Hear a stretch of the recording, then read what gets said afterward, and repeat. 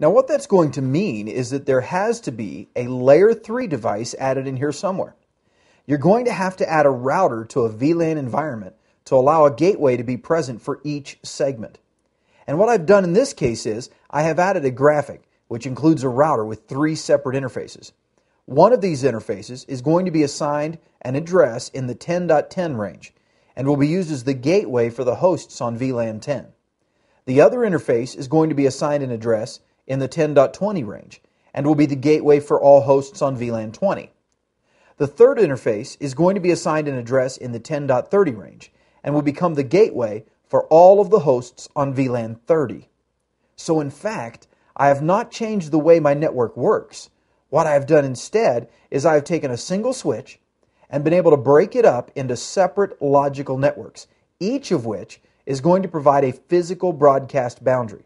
The beauty of this is that I now have broadcast control, even if I am dealing with a single switch, and that's kind of how VLANs look with a router.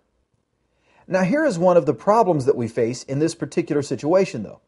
If I think about what's going on from a traffic flow perspective, let's pretend the users on VLAN 10 do offer a lot of communications with the server over here on VLAN 20. Well, I do have one issue, and that is that both the source and the destination of the traffic flow already exists on the switch. But the only way for me to route information from VLAN 10 to VLAN 20 is to leave the switch out of a 100 megabit interface to get to the router, process the information at layer 3, and then send the information back, and using a different interface to the switch again. So it can exit out of the proper port to get to the server.